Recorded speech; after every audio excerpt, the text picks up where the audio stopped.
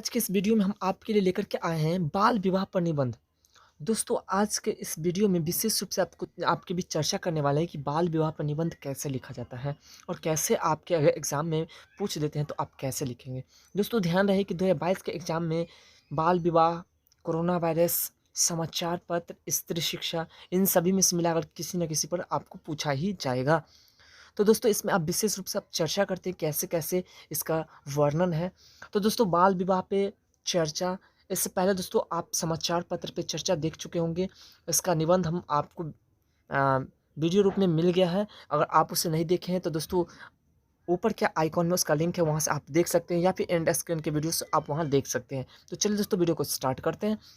दोस्तों बाल विवाह पे निबंध।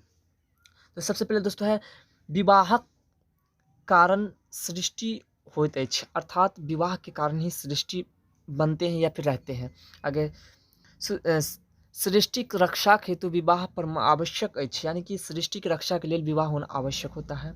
यदि वैवाहिक प्रथा बंद भ जाए तो पृथ्वी मानव विहीन भ जाए, अर्थात शादी विवाह बंद हो जाएंगे तो क्या होगा, धीरे धीरे पृथ्वी पर से मानव का नाम निशान समाप्त हो जाएगा क्योंकि जनसंख्या नहीं बढ़ेगी।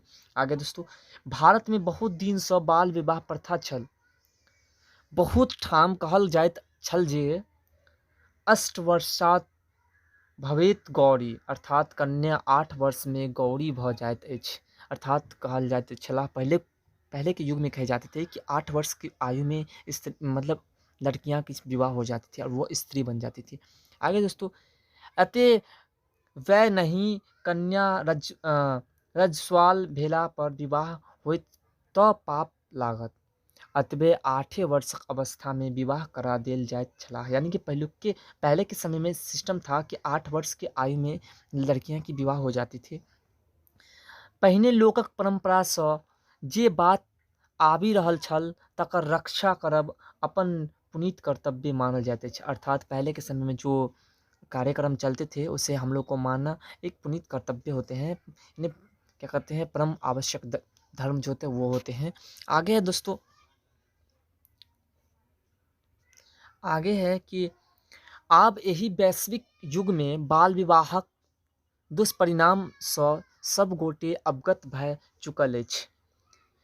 तथापि हम अवस्था में बच्चाक स्वास्थ्य सेहो खराब रहैत छैक, तऽ सरकारक दिस सँ सेहो बाल विवाहक विरोध में कानून बनायल गेल अछि। अर्थात सरकार द्वारा कानून बनाया गया जिसमें बाल विवाह होना एक दंडनीय अपराध होगा। आगे दोस्तों यही में प्रावधान छल जे गार्जियन बाल विवाह करौता तिनका जेल में किछु अवधि धरि रहय पड़तनि।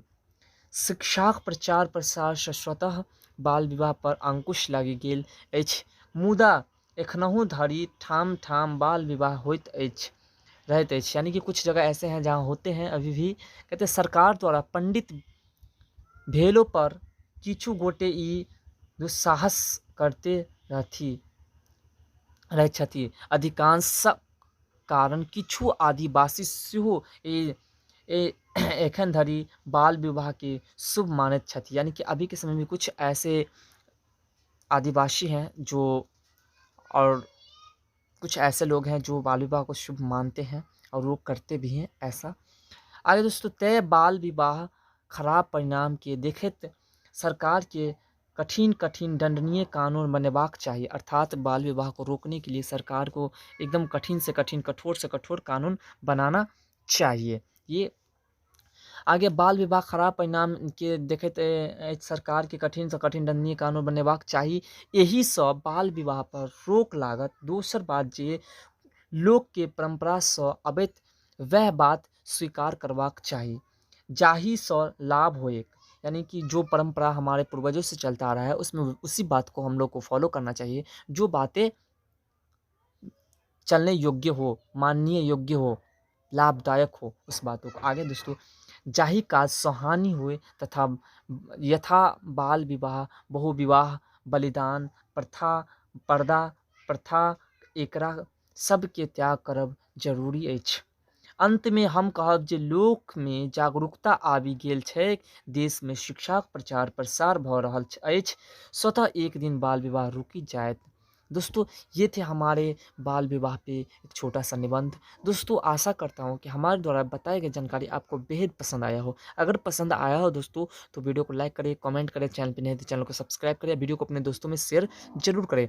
दोस्तों आपको बता दें कि आप अपने हिसाब से भी इसे लिख सकते हो कुछ अलग तरीके से और ये चलने योग्य होगा। बस दोस्तों आपको पहला पॉइंट ध्यान देकर के जिस हिसाब से हम पहले पॉइंट पर देखें उस हिसाब से आपको देख करके चलना है। तो दोस्तों फिर मिलते हैं अगले वीडियो में इस तरह के नए टॉपिक के साथ।